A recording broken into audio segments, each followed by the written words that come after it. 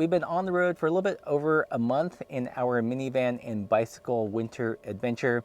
Before we left, we bought some key pieces of gear and some upgrades. In this video, I thought I would share with you our impressions of them so far and if they were worth it in the long run. Okay, so I'm gonna start off with this guy. This is probably the spendiest piece of gear that we bought for this trip, and it is the Jackery 1000. Essentially, it's a big battery. We went with this one because it seemed to be fairly popular, got some good reviews, and it also seemed like it would do what we wanted it to do. And that boiled down quite literally to essentially two things.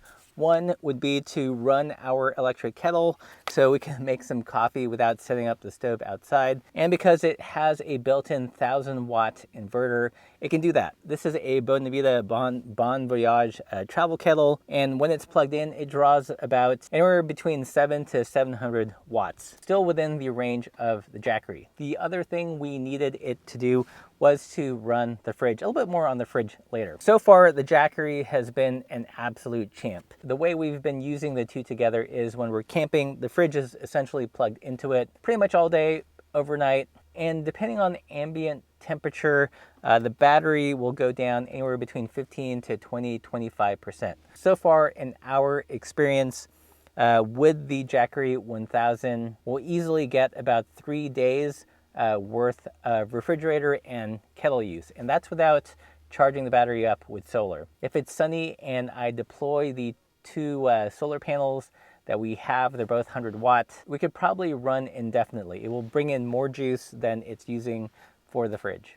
We've been doing a mix of camping and hotel and Airbnb stays, and when we stay indoors, I'll bring this inside and top it off via a wall outlet. Another thing we do to conserve the battery is if we have long stretches of driving, I'll actually just unplug it from the Jackery and plug it into the car. Okay, so that is the battery. Let's talk about the fridge for a moment. So like many of you, we use coolers for years before investing in a fridge.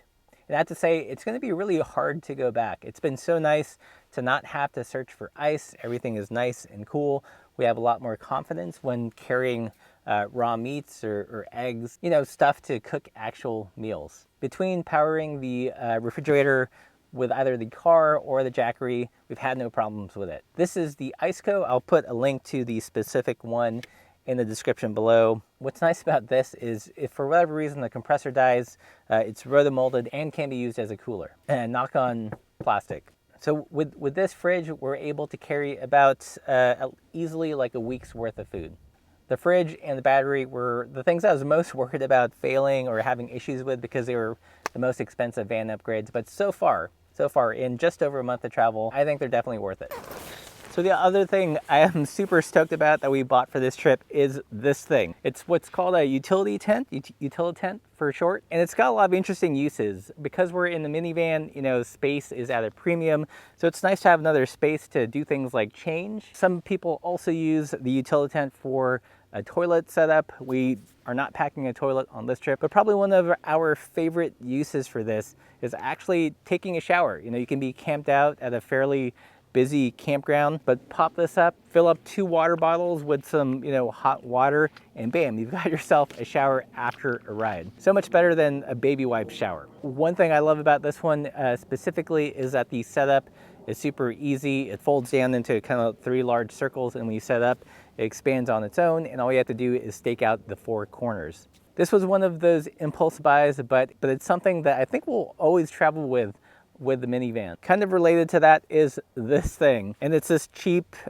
Colgan mallet. And I know some people are saying just use a rock or a stick or whatever. It is so much easier with this to just pack it with the utility tent, pull it out, hammer it in really quickly. Came in handy in Joshua Tree when we couldn't find a good sized rock near our campsite. And yes, you can scavenge for mallet type things, but it's nice to just kind of have it. Another plus for this guy is that it has this open loop here, and that makes it really nice for pulling out stakes. You can kind of put this around the head of the stake and pull it up. Big plus for this one, there are fancier mallets out there, but this does the job. I tend to hold it in the back so I can get maximum whackage with it. Another bit of gear that we carry, which I've really enjoyed, is the Everest dual burner stove by Camp Chef.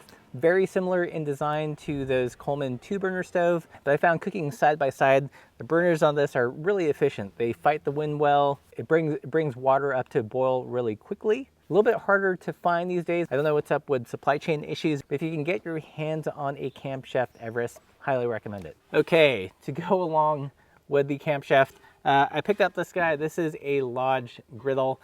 It's got a flat side on this side as well as kind of a grill side on this side. So what I'll do is I will stick this on the Camp Chef, turn on both burners, check the temp, make sure it's nice and hot, and then cook away. The grill side actually works really well. It'll put grill marks on sausages. We've cooked steak on this, carne asada, kebabs. It raises the meat up just enough so it's not stewing in the juices and you're actually getting a nice char on the meat. Flatter side is the breakfast side. You can easily cook bacon on one half, fry up some eggs on the other, or warm up some tortillas. Super useful, and we highly recommend it. Those are some of our favorite camping upgrades we got for the van on this trip. If you guys have any questions, leave those in the comments below. Links to all these things, affiliates, all that stuff, you know the drill. If you guys have any experience using any of this gear, what's your take? And until next time, everybody, keep the supple side down.